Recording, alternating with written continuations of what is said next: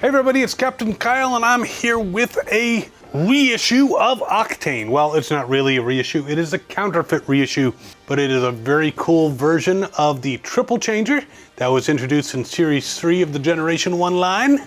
Very nice box, very shiny. You can see him in there. You can see the nice tech spec on the back, robot points. It looks very convincing. I'm gonna go through this reissue of Octane, the Fueler, and see if he's worth getting to fill a hole in your collection. Or, you know, fuel up your Transformers. Be right back. So this beautiful toy is definitely a counterfeit. We do have him in this nice plastic cover. I can see his weapon is in there. He's already got his cover, and just another way I can tell, he's not, the transformation inside, he's slightly off, but still he looks beautiful. And getting a brand new G1 Octane, especially in the box, not cheap. We have stickers. We have lots of stickers. That's good. We also have stickers that are factory stickers, which is nice because sometimes they don't put the factory stickers on and then they fail to include them. I'm seeing red. It's the tech spec decoder, of course. We have the instructions and we have the bot in this nice container. So I'm gonna take him out, of course, his tail fin / shield and his gun. Now, luckily, I won't really need to refer to the instructions except when I put on the stickers, which I think I'm gonna do after this review. We will have him naked in front of you.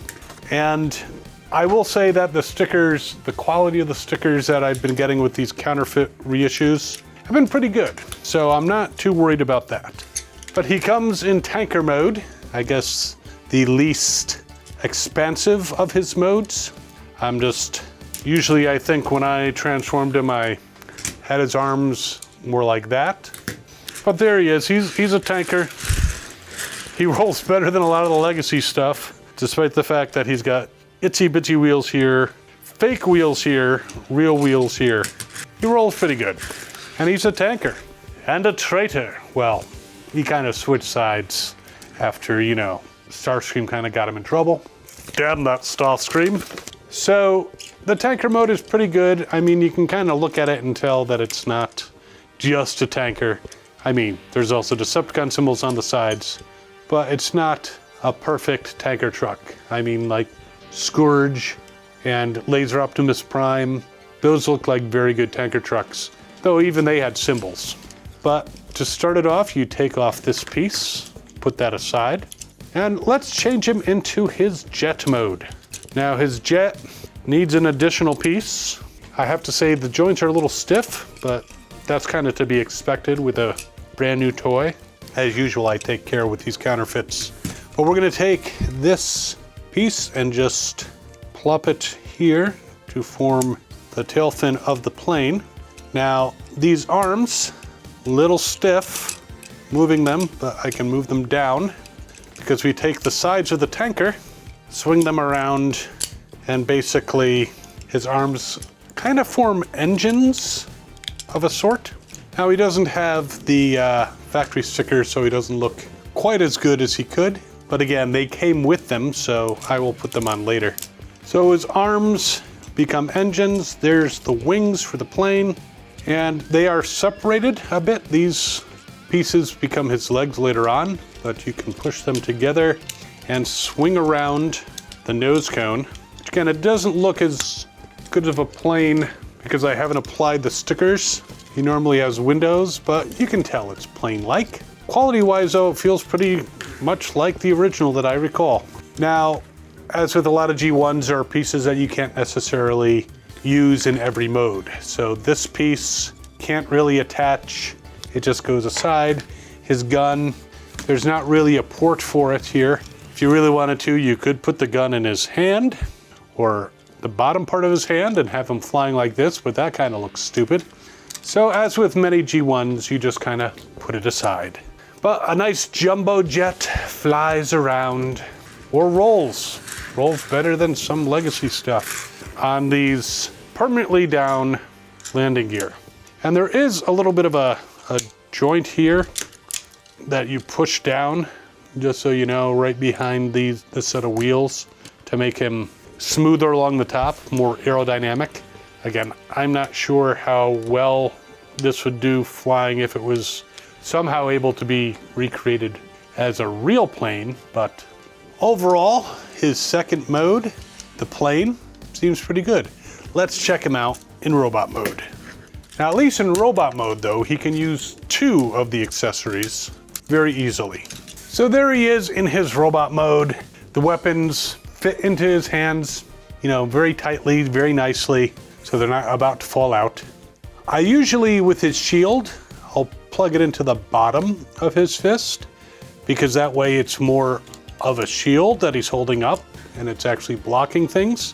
When you put it into the front of his hand, I mean, he's basically covering his crotch, which is important, don't get me wrong. But there he is in his robot mode now.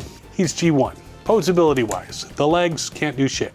He can kind of lean forward and back a little bit because of the nature of his transformation, but he doesn't really have knees. The arms are actually not too bad. They go forward and back, and he's got elbows. Though when he's holding the gun, he can't bend the elbow too much. He can bend it a little bit more holding the shield, though then it gets in the way of his face and he can't see what's happening, so we'll just move that down.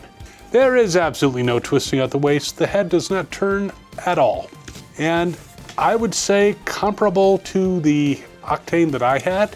I mean, this is probably in better shape than the one that I had, because I think I got mine, well, I think I had an original and then I have an ex-wife, and that's a long story, but I had to replace it, and it was secondhand, and I think this is really nice. The chrome looks really good on the back, and you know, in the truck mode in the bottom of the wings. It does have some stickers on it. The joints are very nice and tight, but he transforms without a problem. No more problem than you'd have opening up a brand new real one. I would say overall, this guy is a winner in my book as far as a great counterfeit of Octane.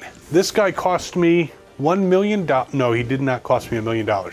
He actually cost me about $55 with the shipping and tax and everything, like $58. Actually, the shipping was free, so it's just tax.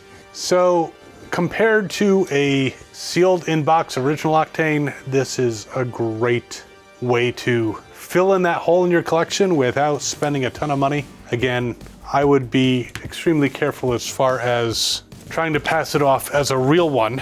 It does appear that the rub sign that they usually include is not in this one, which is kind of a bummer, but not that big of a deal, which is another way to tell that this is a counterfeit, is the lack of rub sign, which was the purpose of the rub signs originally anyway. So I have to say the majority of the counterfeits that I've received have actually been really nice and a great way to have a G1 collection without having a G1 zero balance bank account.